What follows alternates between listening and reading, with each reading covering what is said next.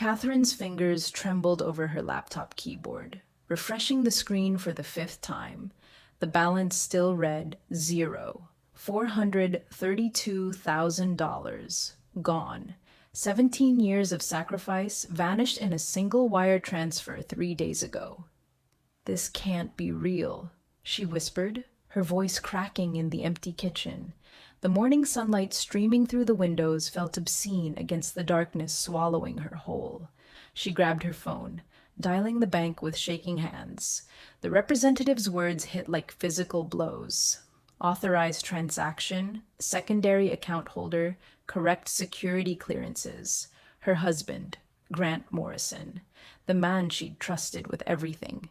If you believe justice always finds a way, hit that subscribe button for Formidable Revenge channel and share this story, because what happens next will leave you speechless. Catherine tried Grant's cell. Voicemail. His office line connected her to his assistant, Rachel, who delivered the final punch. Mr. Morrison requested 2 weeks personal leave starting yesterday. Family emergency. No emergency, no warning, no husband. The coffee cup slipped from Catherine's grip, exploding against the tile. She stared at the shattered ceramic, her mind refusing to process what her gut already knew. Grant hadn't just taken their daughter's future. He'd planned his escape while kissing her goodbye every morning, while coaching 18-year-old twins Victoria and Scarlett's soccer team, while promising forever.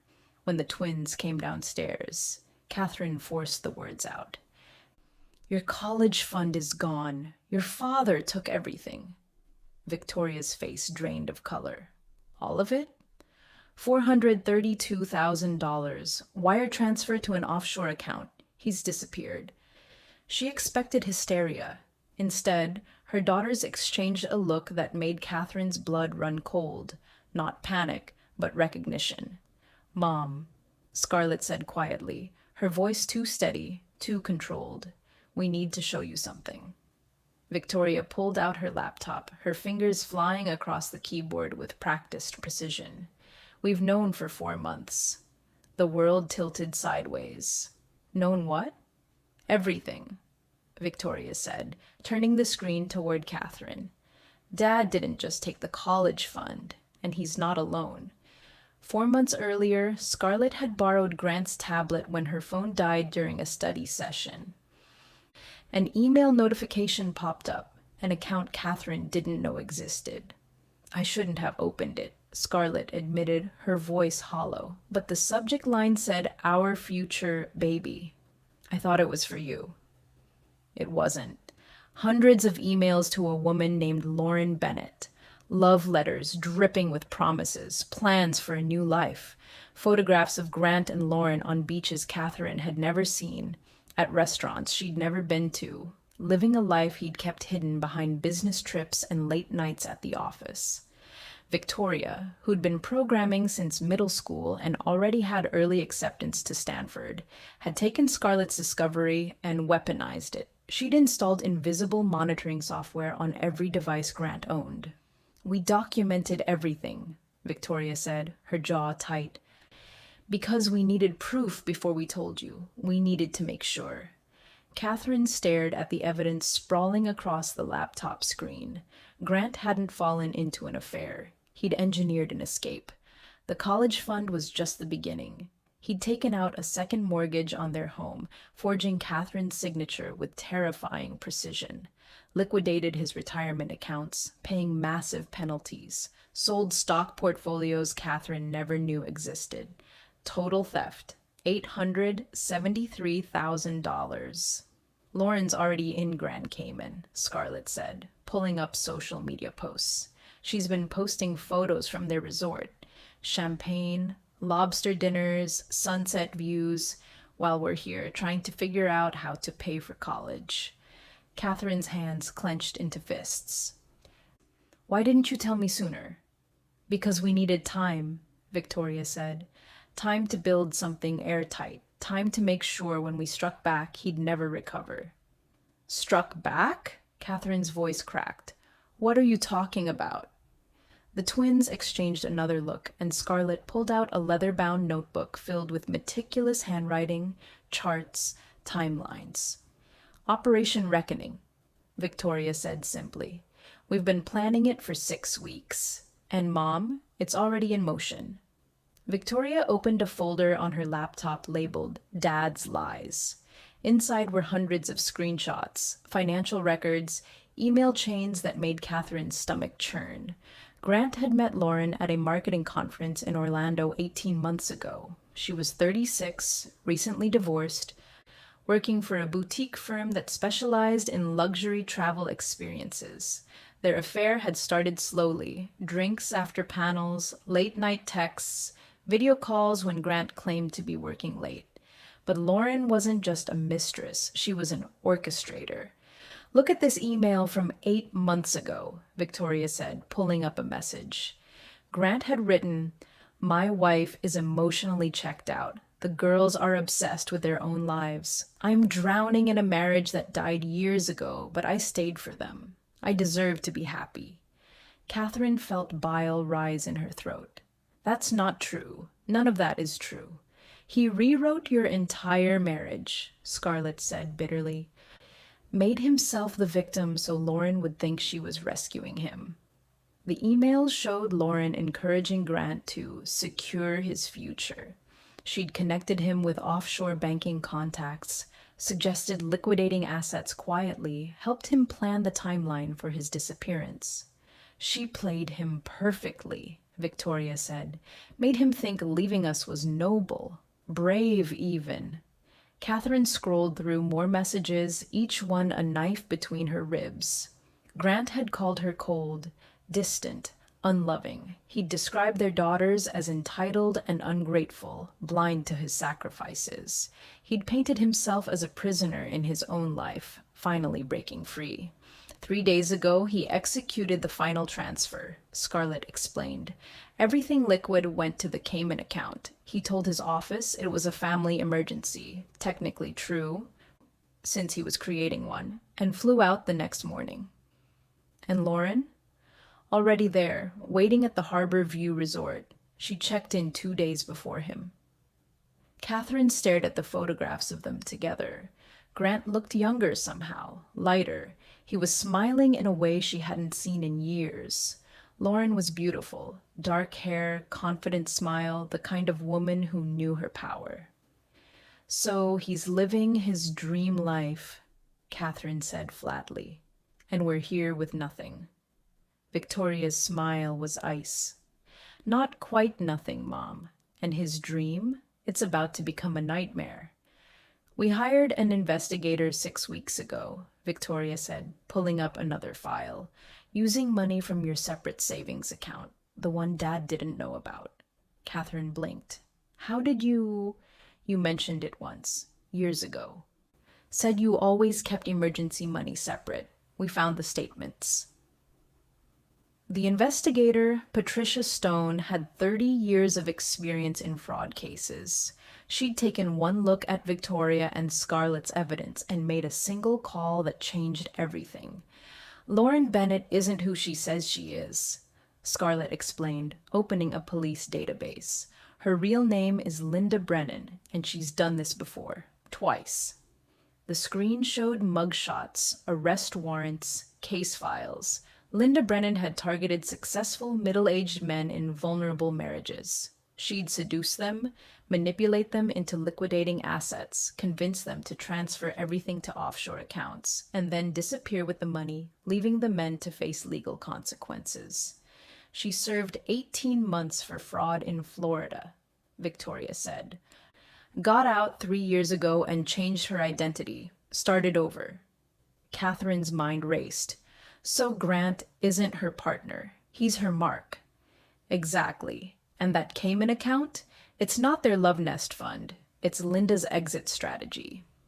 Victoria pulled up more evidence. Offshore banking records she'd obtained through means Catherine didn't want to examine too closely. Linda's already started moving the money. She has 3 days to transfer everything to an untraceable cryptocurrency wallet before the banks flag the activity. Once she does that, it's gone forever. Dad, you, the girls, Everyone loses. Except Linda, Scarlett added darkly.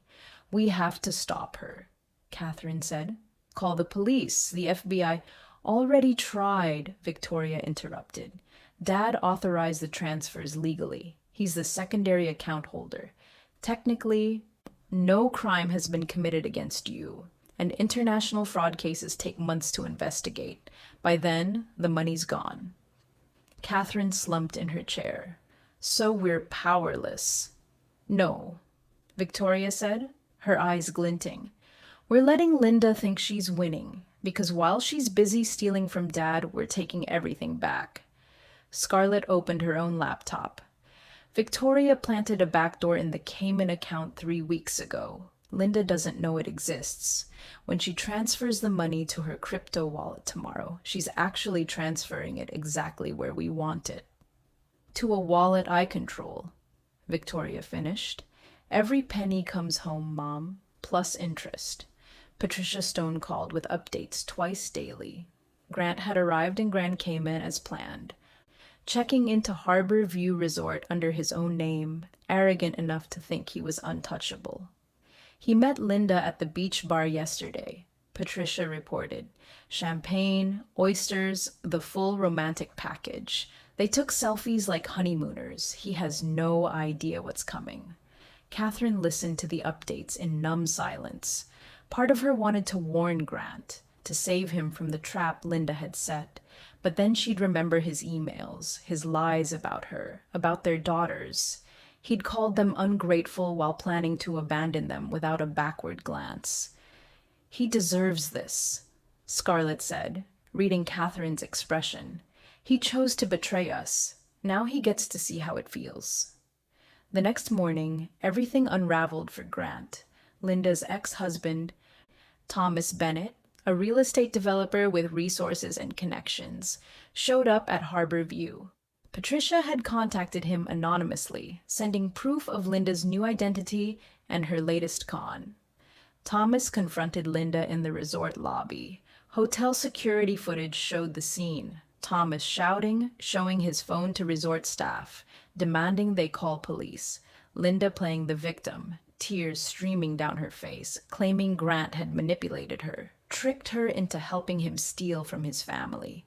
Grant was pulled aside by local authorities, questioned for 6 hours about financial fraud, forgery, international wire transfers. When they finally released him with warnings about ongoing investigations, he returned to find Linda gone, checked out. No forwarding address, no goodbye note. And when he accessed the Cayman account, his future, his freedom, his new life, it was empty. Patricia sent Catherine the security footage from an internet cafe. Grant's face cycled through confusion, disbelief, rising panic, and finally raw horror as he realized he'd been robbed by the woman he'd robbed his family for. He's calling Linda's phone nonstop, Patricia reported. But that number's disconnected. Her email's inactive. It's like she never existed. Catherine should have felt satisfaction. Instead, she felt hollow. Grant had destroyed their marriage, stolen their daughters' futures, and gotten exactly what he deserved. Yet somehow, it didn't fill the void he'd left. There's more, Victoria said quietly. The investigation Dad triggered when they questioned him. His former employer started digging into his accounts.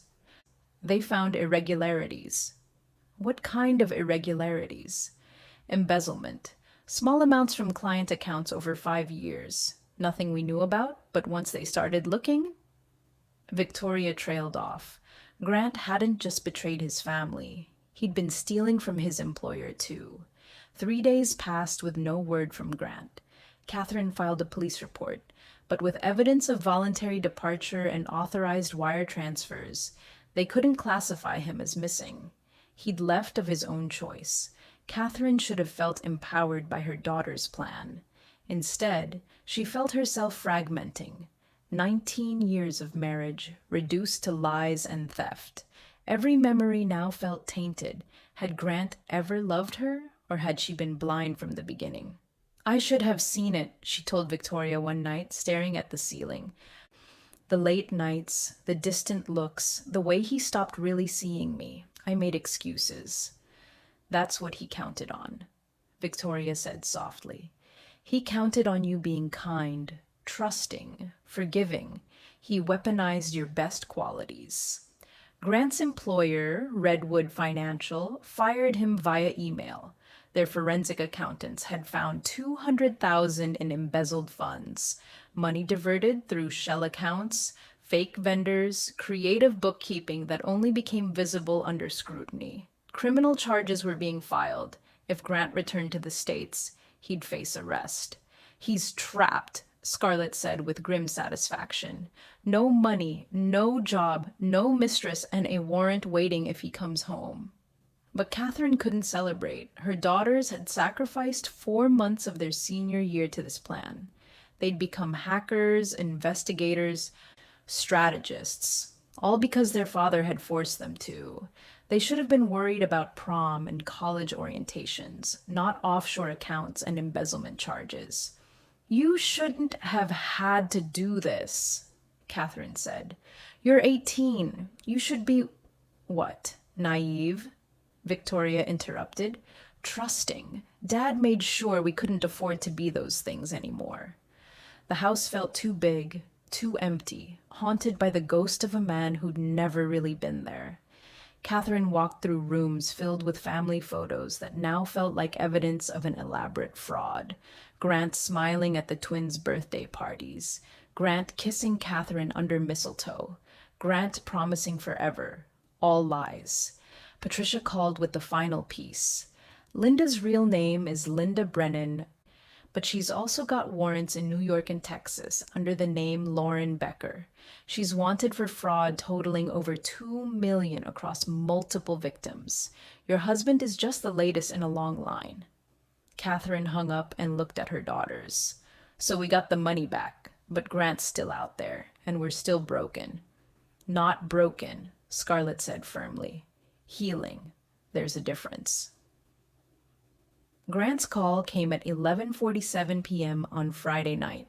Catherine, Victoria, and Scarlett were in the living room, surrounded by college brochures they were determinedly reviewing despite everything. They'd spent the evening pretending normalcy was possible, talking about campus visits and scholarship applications. When Catherine's phone lit up with Grant's number, they all froze. She answered on speaker. Hello? Catherine. His voice was destroyed, hoarse, desperate, trembling. Catherine, please, I need help. She said nothing, waited. Everything's gone. The money, Lauren, my job, everything. I've been scammed. That woman, she wasn't who she said she was. She stole everything from me, from us. I need you to wire money, just enough for a plane ticket home. Please, I have nothing. Still, Catherine remained silent. Catherine, are you there? Please, I know I made mistakes, terrible mistakes, but I'm still your husband. I'm still the girl's father. You can't abandon me. Victoria leaned forward, her voice cutting through the phone like a blade. Hi, Dad. Silence. Then, Victoria? Yeah, me and Scarlett. We're all here on speaker, and Mom's not wiring you anything. Sweetie, this is between your mother and me. Adult business. Scarlett's laugh was sharp. Adult business? Is that what you call stealing our college fund? Forging Mom's signature on mortgage documents? Planning to abandon your family for a woman you barely knew? You don't understand. Lauren, We understand perfectly, Catherine interrupted, finally finding her voice. We understand that you stole $873,000 from your family, that you planned this for over a year, that you called us cold and ungrateful while drinking champagne on a beach with another woman. We know everything, Grant. Every email, every transaction, every lie. The silence stretched. When Grant spoke again, his voice had changed. Harder, uglier. You went through my private accounts? That's a violation. Of what? Victoria cut him off. Your privacy? You violated our trust, our security, our futures. Don't talk to us about violations. I want to come home. We can work through this. Catherine, I'll pay everything back. Just give me another chance. This was the moment, the turning point that would determine everything.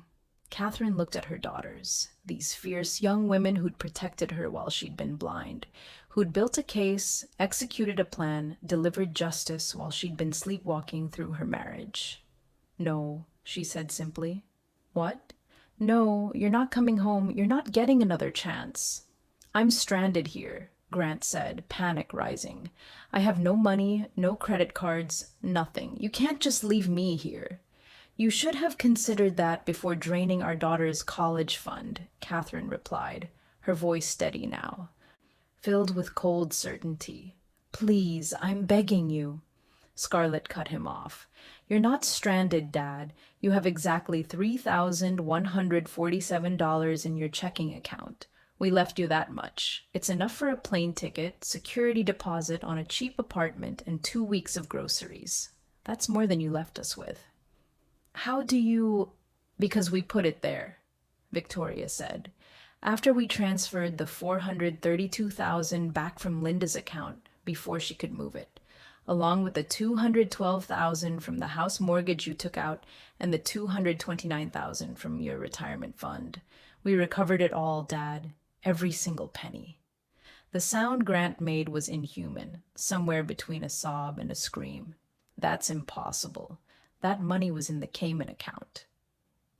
Linda already moved it to a cryptocurrency wallet that I created, Victoria said calmly, using a backdoor I planted 3 weeks ago. Linda thought she was stealing from you. She was actually transferring everything exactly where I wanted it. I moved it all back to our accounts yesterday. With interest, actually. Crypto's been good to us. Catherine heard Grant's breathing accelerate, the sound of his world collapsing. Good, she thought viciously. Let him feel what we felt.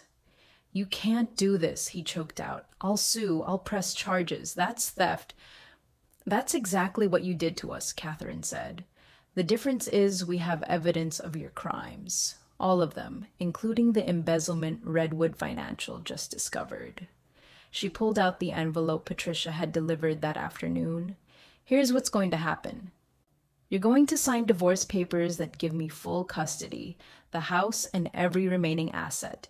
You're going to accept responsibility for the embezzlement and make restitution to your former employer, and you're going to disappear from our lives. And if I don't? His voice shook. Then we send everything to the police, Scarlett said. The forged signatures, the unauthorized transfers, the embezzlement evidence. You'll be arrested the moment you land. You'll go to prison for years, Dad. Your choice. You're bluffing. Try us, Victoria said coldly. The silence that followed was the sound of Grant realizing he'd been outplayed by his own daughters, the children he'd called ungrateful and entitled. I loved you, he finally whispered. All of you. I just wanted to be happy. You wanted to be selfish, Catherine corrected. There's a difference. And you know what, Grant? You succeeded. You chose your happiness over your family. Now live with that choice. How do I sign the papers? Patricia had arranged everything. Electronic signatures, witnesses, expedited processing. The divorce would be final in 60 days. Grant would cooperate with the embezzlement investigation in exchange for reduced charges, and he would never contact them again. One last thing, Catherine said, her voice steady despite the tears streaming down her face. You called asking for rescue. Instead, you got justice. Your daughters, those ungrateful children you were so eager to abandon, they're the ones who brought you down. Remember that every day. She hung up. In the silence that followed, Victoria reached for her hand. Scarlett took the other. They sat together. 3 women who'd survived a man who'd tried to destroy them. 6 months later, Victoria and Scarlett graduated as co-valedictorians. The college fund, restored and actually larger thanks to Victoria's cryptocurrency trading, sat untouched. Victoria had accepted Stanford with a full scholarship. Scarlett chose Columbia, also fully funded. The girls had options now, and choices they'd earned through brilliance and determination. The house was theirs, mortgage-free. Grant's restitution payments to Redwood Financial didn't touch their assets. Patricia had made sure of that. He was living in a studio apartment in Cleveland, working night shifts at a warehouse, paying back his debts one paycheck at a time. Catherine had been promoted to nursing director at Metropolitan Hospital. She'd also started therapy, working through the betrayal, the anger, the grief of mourning a marriage that had probably been dead for years. The twins had launched a blog called Reckoning Protocol, advice for teens dealing with parental betrayal, divorce, financial fraud. It had gone viral within weeks, mentioned in major media outlets. They'd turned their trauma into advocacy, their pain into purpose. On graduation day, watching her daughters cross that stage, Catherine thought about Grant's desperate phone call from Grand Cayman. He'd been right about one thing. It had changed everything. It changed because that was the moment Catherine stopped being a victim and became a survivor.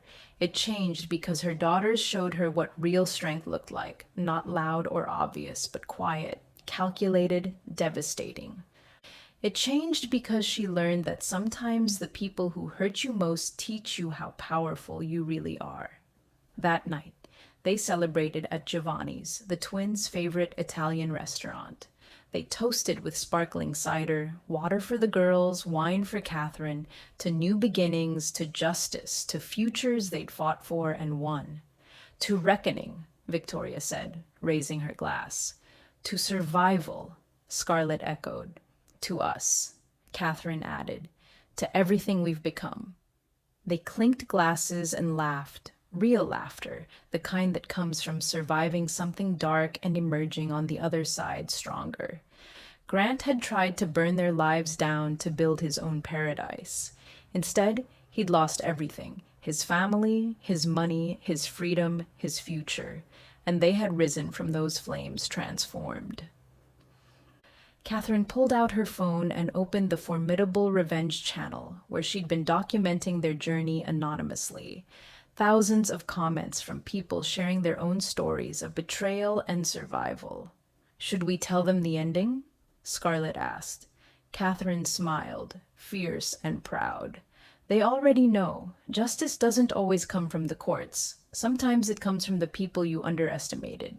She hit record on a final update. To everyone who's been betrayed by someone they trusted, you're stronger than you know, and you're not alone. This is Chloe, signing off from the story of Catherine, Victoria, and Scarlett, 3 women who prove that revenge is a dish best served by those you should never have crossed. The video ended with the 3 of them together, smiling, unbroken, victorious. Grant had wanted happiness, he'd found ruin instead. And in that ruin, his family had found themselves.